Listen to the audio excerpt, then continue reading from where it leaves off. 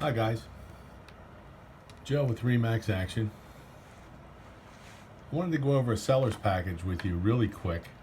When I meet with somebody at their home, they're thinking about listing their home for sale. This is generally the package that I bring with me. It just has a brief bit of information in it so that you can kind of pick and choose what it is that you want to pick up and digest at one point in time. Downside of my profession is we got to put a lot of stuff in front of you at the same time. So we try and make it a little bit easier for our clients to just take these things and digest them slowly so that you can make a list and ask us some questions later. This is a little thing on selling your house, things to consider when selling your house. This is the fall edition. It's current. It's something that I have made every season. It gives you a bunch of information in here about selling your house during the fall, some of the things that are driving the market today, kind of what the forecasts are for the year, any of the market conditions that we have,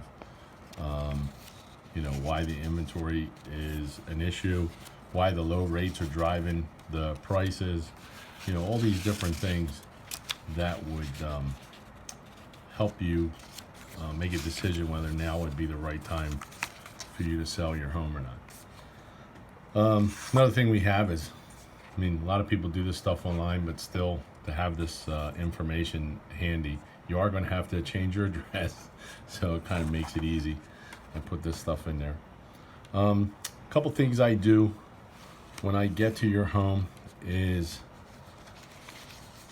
you kind of give me a tour of the house. I make a bunch of notes, and then I'll fill out this list. It's kind of like, my enhancement checklist for some of the things that you should do in the certain areas of your house. So you can see it goes through the exterior of the home, kitchen, bathrooms. It's pretty comprehensive in the coverage of the different portions of the house. It also gives me an area in these sections to make notes, paint the front door, or clean out the cat's litter box, that kind of stuff. That's something that then you have a homework list to do. I have various different sheets like this. There's this and a couple others that I use.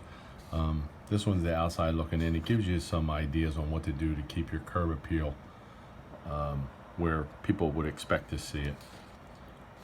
There's a few different ones that I use. Comprehensive pieces of material. This is one that's on decluttering your home. It gives you some ideas. Obviously, I ran out of the original, so I made copies. 88 types of turbulence. This kind of tells you a bunch of things that can happen along the way, whether you're buying or selling your home. It'll say that some of the buyer and borrower things that happen, some of the stuff that happens on the seller side, and it kind of gives you an idea so that it's not a surprise. Some of the things that you can do when you get ready to sell. Here's a pricing target. Pricing target is a good rule of thumb for when we price your home. I've got a couple tools that I use to give me a brief idea of what the market conditions are in your area. Then basically what I do is, after seeing your home, I go home, I drill down on some of the comps to find apple-to-apple comparisons to your home if I possibly can. Then we tighten that target a little bit more. So I may have a broader price range from one of the tools that I use. It's called RPR for short, and it'll give us an average value of your home, and then it'll give me a price range.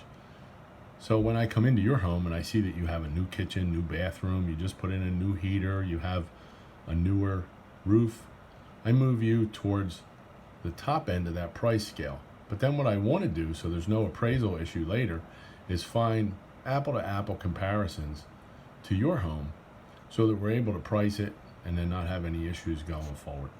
But some rules of thumb that we have is that, if you're getting a bunch of drive-bys and nobody's coming into your home, you're about 12% off price-wise. If you have a low amount of showings, and you're still getting some drive ups, but you still don't have any offers, you could be 6 to 12% off. Showings, but you don't have any offers, you could be still 4 to 6% off on your price. And basically, by trying to zero in on that, you'll start hitting the bullseye, and then you'll get a bunch of offers coming on your home. There's, people, even though the market is as crazy as it is, people are still looking for value, and they're just not going to be willy-nilly. We also have a sheet that I use to kind of help our buyers when they come in. We want to be as cooperative as we can with the people on the other side, because we want them to have a smooth transaction, and let's get everybody to the settlement table on time so that we can make everybody's dream come true. What we try and do is just write down some of the information that we have on the house. Phone company, electric, gas. I don't know if anybody has a phone in their house anymore. This form is a little dated, but all the company numbers, and then what the average bills are, so that we can kind of give them an idea of what it costs to run the home. On the paperwork side, we have our consumer notice, which you see whether it's buyer or seller. It basically tells you the different types of agency. You have a seller's agent, a buyer's agent, a dual agent. That's somebody that would represent buyer and seller. Because I'm talking about a seller's package, I could represent a buyer that came into our open house and said, hey, I want to buy the home and I don't have an agent, and I'll use you as my agent. And so long as the sellers would agree, I would then be known as a dual agent. But the buyer would have to realize there's certain things that I can't do. Can't negotiate their home inspection results for them because I represent you, and I represented you as the seller first. So there's certain limitations, but this kind of gives everybody an idea of what the rules of the road are. We tell everybody this up front so that they have it. And I think it says right on the front, it's not a contract. It's just telling everybody these are the rules. This is the different type of agency that you can have. This is seller's property disclosure statement. As a seller of a property, you have to sit and fill this out to the best of your ability. It has a bunch of different sections in here. I won't go over them all here in this video, but there's 10 pages of 100%. If you thought you had sweaty palms in high school and college, this is even worse, because half of this stuff you don't even know what it is.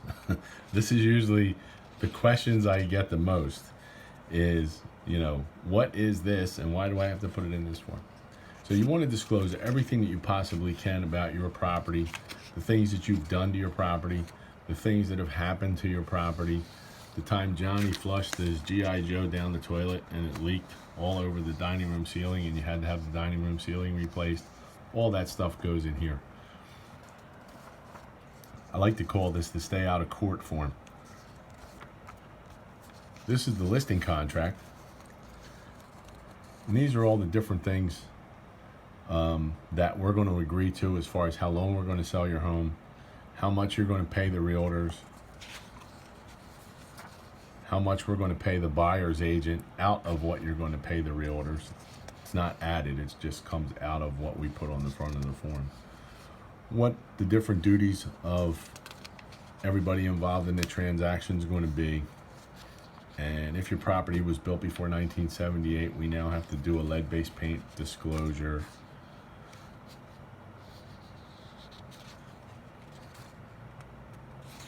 Don't usually fill in this section here, but anything extra that we want to add, we put back in here. And then we have our listing contract.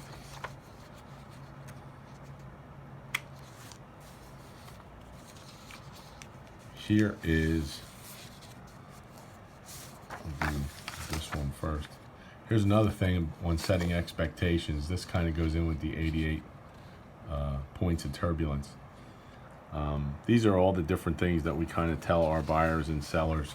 We always have our sellers, we kind of set the expectation that we're going to ask the people that come through the house to leave a business card so you know that they were there, and turn all the lights off and all those kinds of things. And you'll come home, you won't see the business card, all the lights will be left on, the door will be left unlocked or something like that. And we always give the instructions to people. They're actually in the system when people get the okay to come through with their buyer. But sometimes we do get busy with our buyer and we'll forget. So a lot of times you'll call and you'll let us know, and then we call the other agent and let them know, just so we can keep everybody happy. Here's another thing on, this was before I had the shiny one with pictures, the 35 questions and suggestions to help your home sell faster. This were all the different things to help with curb appeal and some of the things inside the home. Two-sided form. This is an estimate of your closing costs. I'll put the projected sale price up here. We'll put in all the fees as an estimate. Just to give you an idea, like a municipal certification for the most part is between $50 and $75. I always put $100 because you're happier if you get money back than if you have to write a bigger check. So I give you an idea of what your expenses are going to be. We total them up.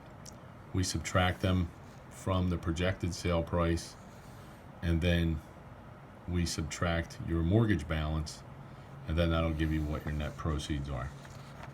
We got to give you an example of those costs and give you an estimate of what your proceeds are going to be, so you know that you can move into your next home. Here's an easy exit listing guarantee. You've probably not seen one of these before because I'm one of few people that use them, but basically it gives you the right to fire me if for some reason we don't gel.